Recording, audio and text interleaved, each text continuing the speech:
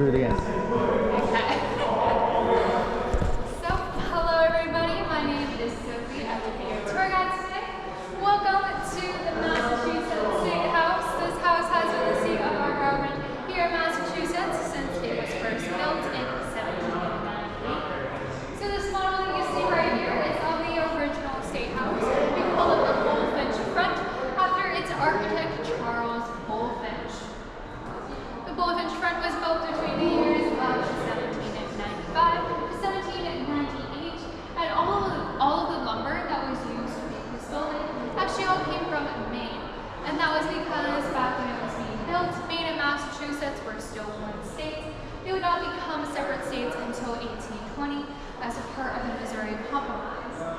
It's also the reason why if you look at the very top, you might be able to see a golden pipe, and that's to represent the lumber industry, which was especially prominent in Maine. So this model is pretty accurate to what the State House would have originally looked like. However, it's missing two things. First of all, it's got no chimneys. They were all knocked down when it was renovated. And the second of which is its dome. The dome was actually originally made out of wood.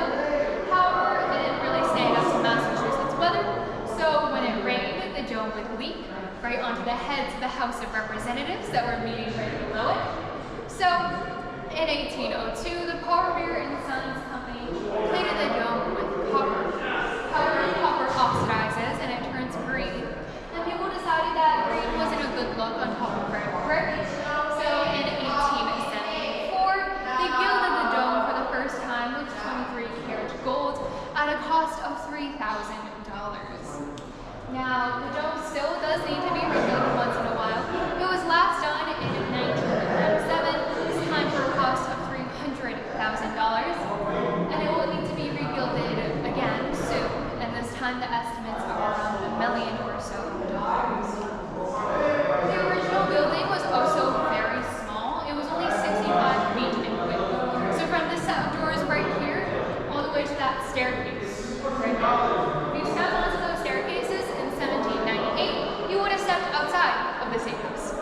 Everything that you see beyond it is part of what we call the Brigham Addition, named after its architect Charles Brigham, and that was built between the years of 1889 to 1895. And the white marble wings through which you entered were built during World War I from 1914 to 1917.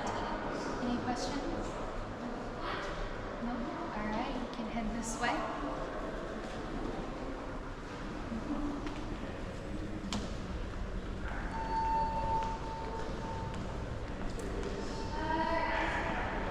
So this is Doric Hall, named for these lovely 10 Doric columns you see on either side. This used to be the largest room in the original State House, so it would be used for receptions, events, things like that. Nothing much going on here nowadays though. Behind that big blue car is the set of front doors, the ceremonial front doors of the State House. And these doors are open for reasons. The first of which is if a sitting U.S. president or a foreign head of state comes to visit, these doors will open for them. We haven't had a president in a pretty long time. Our last one was in 1912. That was President Taft. However, we have had quite a bit more foreign heads of state. For example, just a few months ago, we had the King of Jordan over, and these doors open for him. The second reason why the doors might open is for the last day of a governor's term in office, when they go on what we call a long and lonely walk, and they walk from their office down the front steps and into the Boston Common, and it's supposed to symbolically represent them going from a person in power back to a common citizen. The last reason why these doors might be open is for a ceremony we call the Return of the Colors, when after a major war, Massachusetts regiments will march their regimental colors back into the State House for safekeeping. However, this doesn't really happen anymore because we have a nationalized army, so no more state regiments and no more regimental flags. Behind you guys, we have our painting of President Lincoln. Now this painting is quite special because it shows him standing up. Lincoln was 6'4", which is quite tall by today's standards, but when he was alive, he stuck out like a sore thumb, and as a result, he was very insecure about his height. So he only wanted to be painted sitting in the waist up, or just his head to minimize how tall he was. So the only reason why we have this painting of him standing is because it was painted 40 years after his death. And it was actually modeled off of the same set of pictures that was used for his likeness on the $5 bill. So sometimes it's called the $5 painting. Alright. At the front of the room, we have the first statue that was ever brought into the safe house in 1827. This is our statue of George Washington. You might notice that the statue does not have a nameplate on it, and that's because the sculptor thought that Washington would be famous enough even further along in history that everybody would be able to recognize who he was just by looking at his face. And I'd say that's pretty accurate. The kids that I've toured have been able to recognize him as Washington. He's wearing this like a Roman style kind of robe, right? It's kind of to embody the Roman values of being public, democratic statesman, and that's what the sculptor wanted to evoke with Washington as well. And how much gold is on the cover in the dome by volume? It's around, if you rolled all of it up, it's around the size of a pomegranate. Pomegranate, okay. Mm-hmm. All right. And on the side, we have our statue of Governor John Andrew. Andrew was the governor of Massachusetts during the American Civil War, and he's here for two important reasons. The first of which is because he established the 54th Regiment, which was the first regiment of African American soldiers here in Massachusetts. And the second reason is because he was actually able to predict the Civil War before it happened. So he was able to stockpile ammunition and weapons in the basement of the state house, so that when war finally broke out, he ceremoniously gave those ammunitions to the 6th Regiment, which were actually the first regiment to arrive in Washington, D.C. to defend the U.S. Capitol. On the side, we have our bust of John Hancock. You might know Hancock for his big signature on the Declaration of Independence, but Hancock is also our first freely elected governor. He is elected for the first time in 1780, and he also holds a record for being Massachusetts' most elected governor with a total of 11 one-year terms.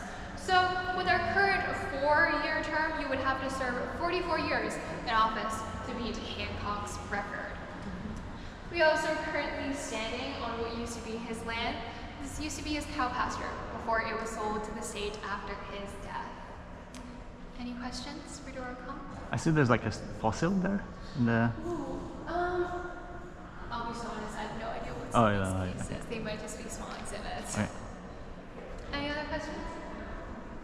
No? We can head on this way then. It's a dinosaur footprint. Yeah. So, as you go into the Brigham edition, you might be able to notice the difference in the architecture, and that's because the Brigham edition was built in the neoclassical Renaissance style, while the Bullfinch front was built in the Federal Revival style. So, right now we're standing in Bartlett Hall, and that's named after this man right here, William Francis Bartlett. Bartlett was a Civil War hero from the state of Massachusetts, and he's actually one of the United States' youngest major generals at only 24 years old. He was shot a total of 4 times and actually lost his left leg in the Battle of Yorktown. And he was so popular that upon returning to Massachusetts, he was approached by both the Republicans and the Democrats with an offer to be their candidate for governor and their candidate for lieutenant governor too. However, he declined both of those offers because he didn't want to be remembered as a politician. Wise. Some of you guys might have already noticed, but if you look up, we have our first stained glass on our tour. That big center circle in the middle shows 10 republics predating the United States, from which we supposedly took inspiration from, the oldest of which is actually Iceland. And on either side, to the left, we have the Plymouth Colony Seal, and to the right, the Massachusetts Bay Colony Seal. Any questions? No? Alright, we can head on over here to Nurses Hall.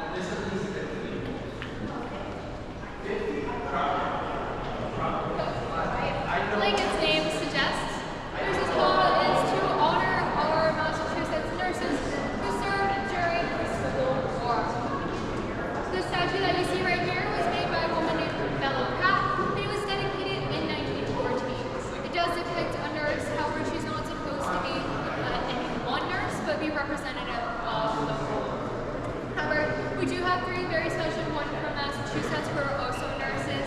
We have Dorothea Dix, who was a superintendent of all of the nurses during the Civil War. We have Louisa May Alcott, the author of Little Women, but also a nurse herself. And finally, Clara Barton, who was the founder of the American Red Cross. Fine, guys, to let you guys, we have our first murals. These were all made by an artist named Robert Free, and they show important events leading up to the American Revolutionary War. From left to right, we have Paul Revere's Midnight Ride. You might know Revere for famously saying, "The British are coming, the British are coming." However, that's a slight misconception because Revere would have considered himself British, and as would have the rest of the Bostonians at the time. So he would have likely been saying the regulars or the redcoats are coming instead. Revere was also not the only Midnight Rider. He was actually one out of 4, and he didn't even end up finishing his planned route. He got captured halfway by the British and spent most of the night in jail. For our middle mural, it's what I believe is the most important event out of these three. However, it's a little bit of a lesser known one. It shows James Otis, a Bostonian lawyer, arguing against the writs of assistance, which were a set of laws passed by the king that allowed any British soldier to barge into your house without a warrant to look for any goods with unpaid taxes on them. However, unpaid taxes is a very vague term, so in reality, you just had British soldiers going into your house whenever they wanted, for whatever reason they wanted. And this event is especially important because if you look on the left side of that painting, the man poking his head into the room, that's supposed to be John Adams, who had a part in writing not only the Massachusetts Constitution, but also the U.S. Constitution. And this event is supposed to be the inspiration for him putting the 4th Amendment in our Bill of Rights. Finally, on the very right, we have the Boston Tea Party. I bet everybody here already knows all that there is to know about the Tea Party, so I will only supplement that with the fact that they threw $1.7 million in today's money into the harbor. Any questions? No? We can keep moving then.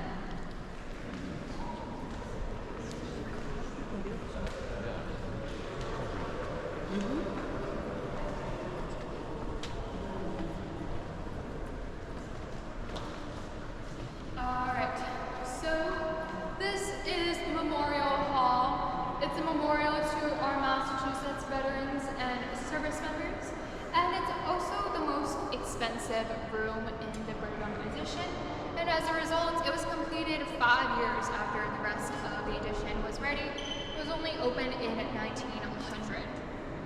It's made out of 6 different types of Italian marble, and all the mosaics, carvings, etc. that you see were all made by Italian artisans who were invited over to work on this building. There are 4 flags that are always present at the center of this room. The American flag, the flag of Massachusetts, the prisoner of war and missing in action flag, and the Gold Star flag, which is given to families who have lost a service member. There actually used to be over 400 flags hanging in the alcoves that you see in this room. However, unfortunately, people kept touching the flags and they were getting damaged, so they had to be moved into some temperature-controlled vaults in the basement. Now what replaces them are some high-resolution images of some of the more important ones. So, on the left, we have our flags from the Civil War. That white one right there is the 54th Regiment that I talked about earlier, the first regiment of African-American soldiers in Massachusetts. On the other side, this section right here contains our flags from the First World War. That blue one right there is the 304th Regiment. That's the first regiment to receive a high military honor from a foreign government. And that's the black and white ribbon on the top left corner. That's the Croix de Guerre, which was given by the French government for this regiment's service during World War I. Finally, we have behind this big flag, those are our flags from the Revolutionary War. You might be able to tell this one because it only has 13 stars, and it's hung incorrectly backwards because that is just the prettiest side. The other side doesn't look that good. Right here, we have our only real flag version on display. It's supposed to switch out. Right now we have the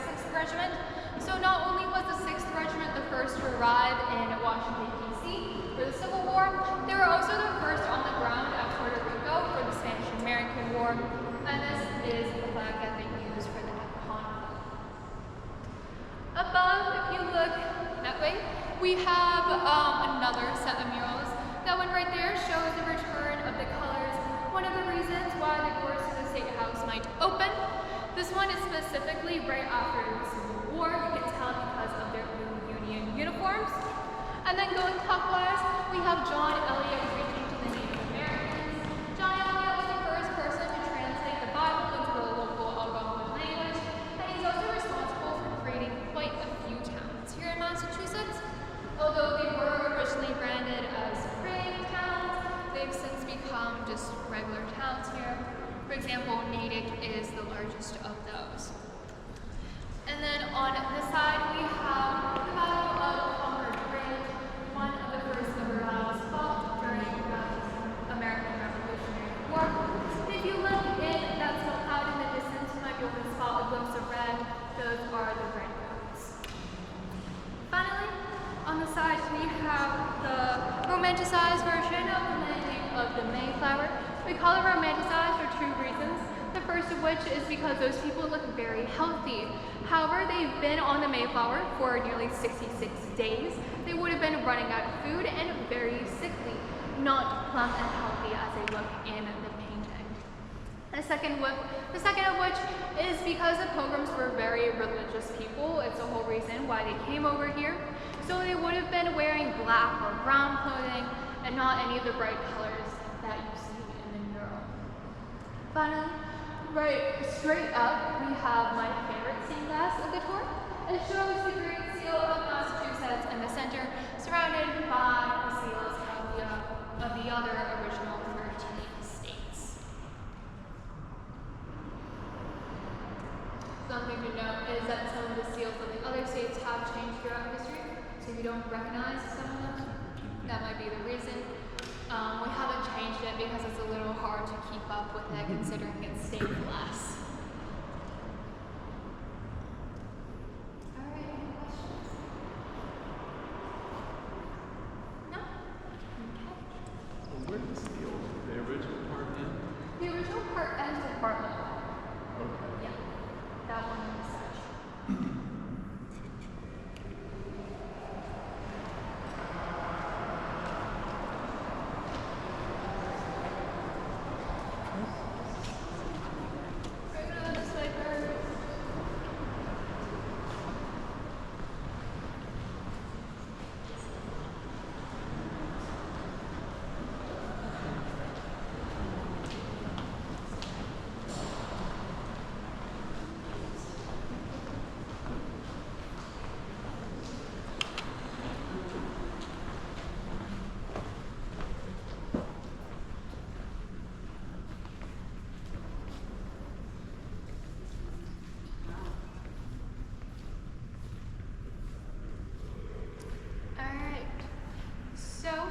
This is the newest addition to the State House, called the Great Hall. That was completed in 1990.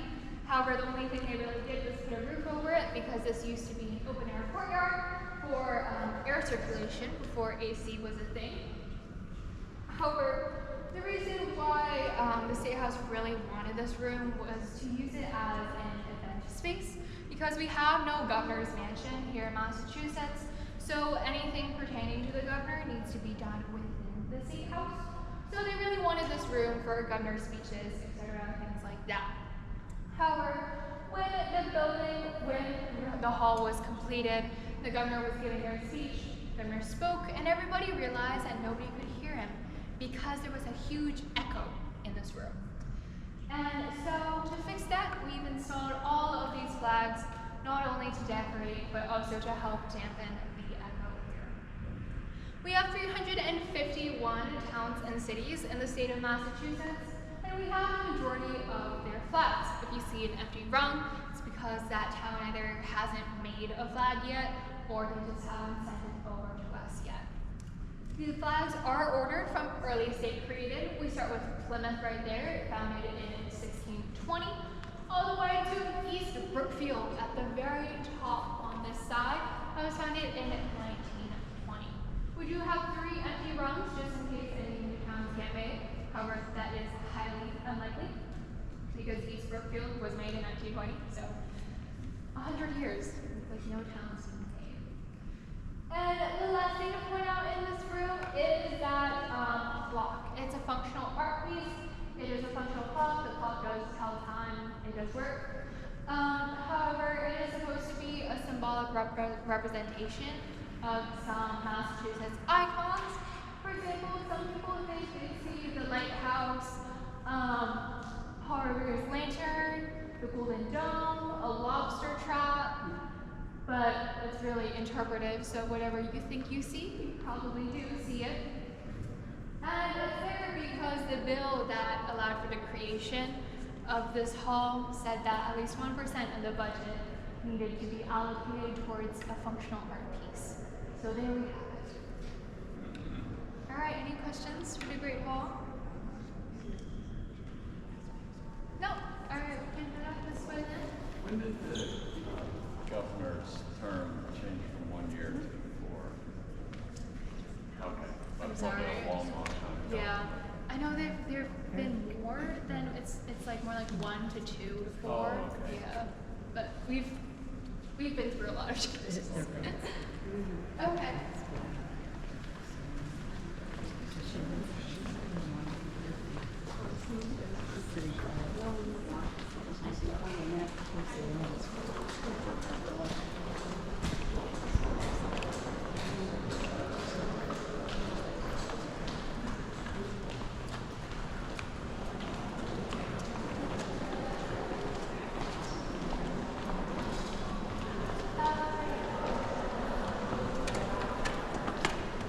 Something that's super interesting about this railway is that it is actually one of a kind. The artist who made it wrote it after it was finished, so if anybody wants to recreate it, they'll have to copy every single detail over and over again. So this stained glass shows all of Massachusetts' previous and current state seals. We'll start at the very top with that called oval. That's our colonial seal from when Massachusetts was a colony. It shows what is supposed to be a Native American saying, "Come over and help us." However, it can basically be summed up to be just propaganda to try to get more British over to help develop the colony, because that is just a white man in a grass skirt.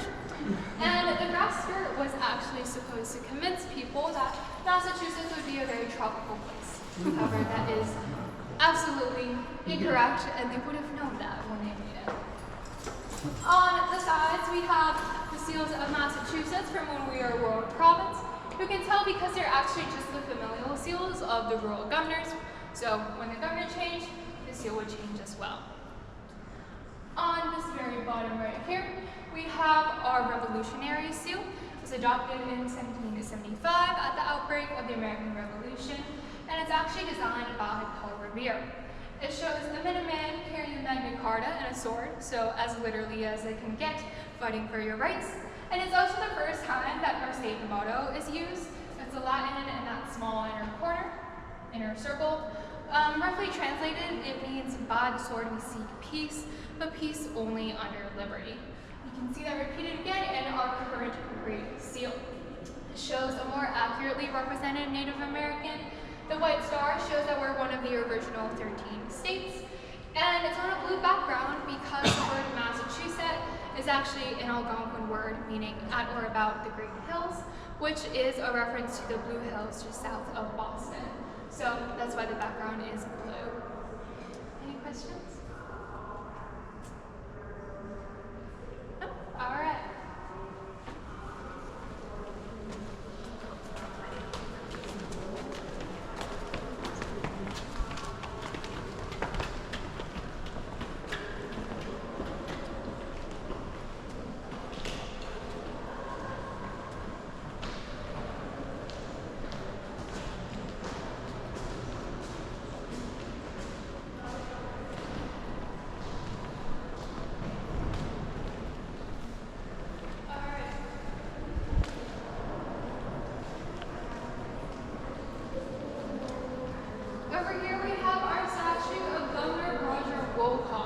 Wolcott was the governor of Massachusetts during the Spanish-American War.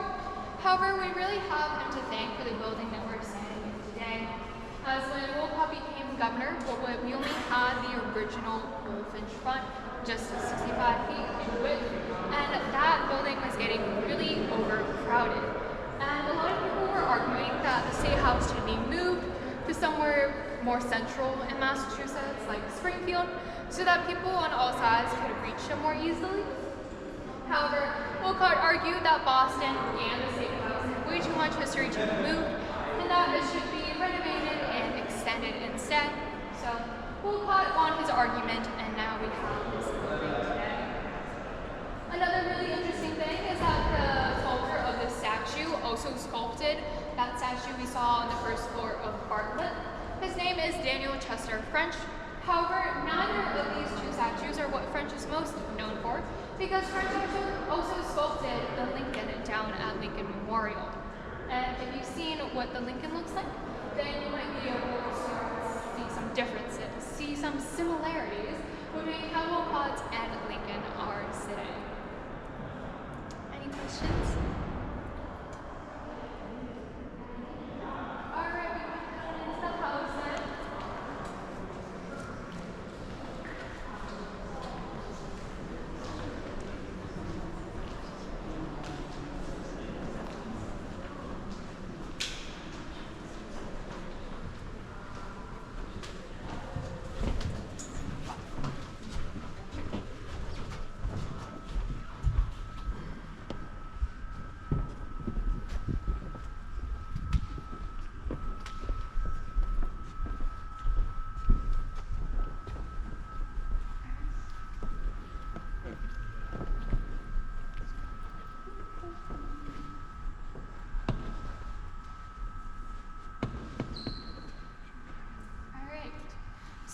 Welcome to our House of Representatives.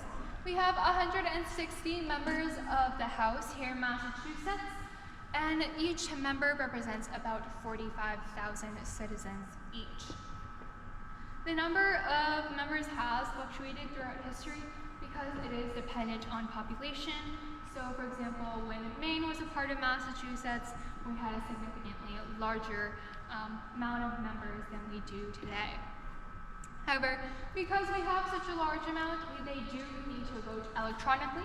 So I can see those two big boards on either side. They show the names of all of the members of the House alphabetically, majority party to minority party, and the first name of each party is always its leader. We do have a Democrat supermajority, so they take up the entirety of that first board, and the first two columns of that second board. The name with dashes around it at the very bottom, Jones, that is our minority party leader, and Whips is our only independent. So how our members vote is through these switches on their desks. There's one for each desk and each representatives.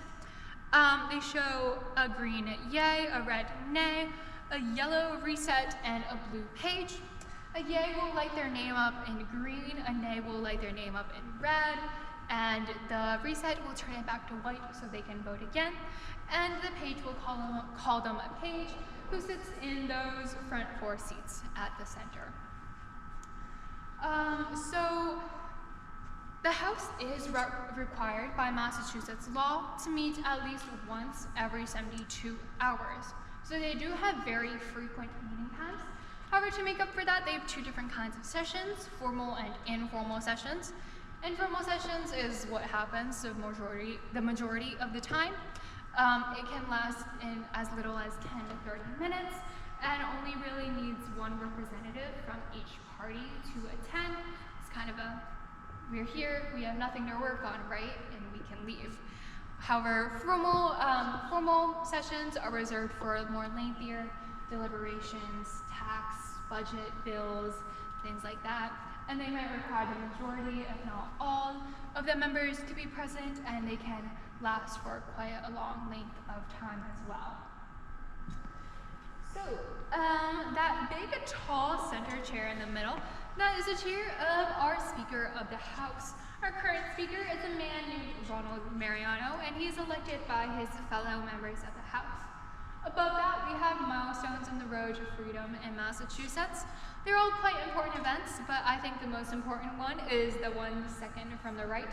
It shows John Adams, Samuel Adams, and James Baldwin drafting the Massachusetts Constitution of 1780. And so our Constitution has quite a lot of history. The first of which It is actually the first state constitution to pass in the US. It is also the oldest written constitution in continuous use in the entire world today. And we actually predate the US Constitution by a whole 7 years.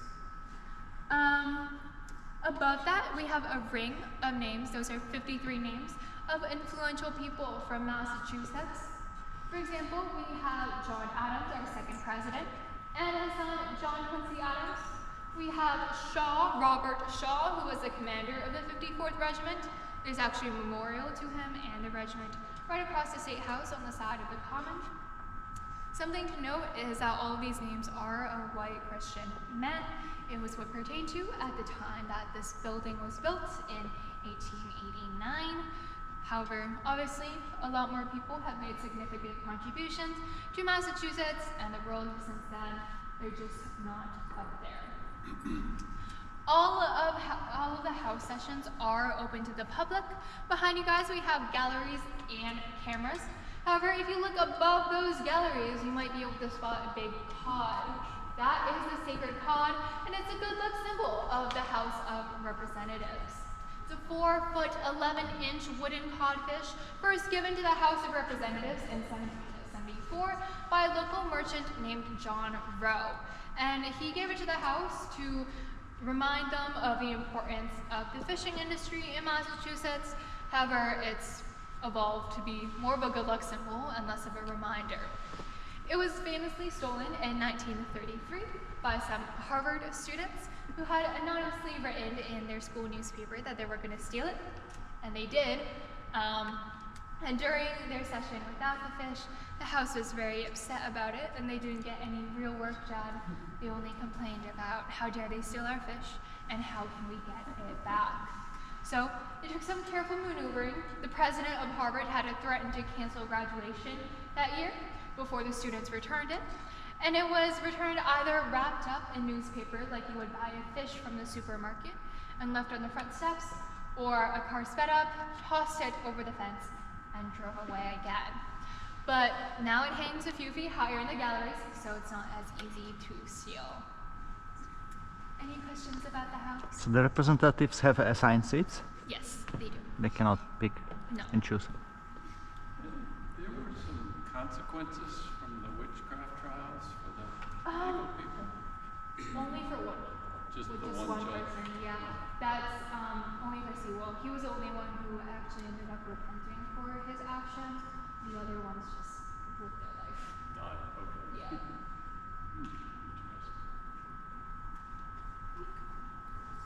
Any other questions? No? Alright, we can keep going this way then. Out the way we came in.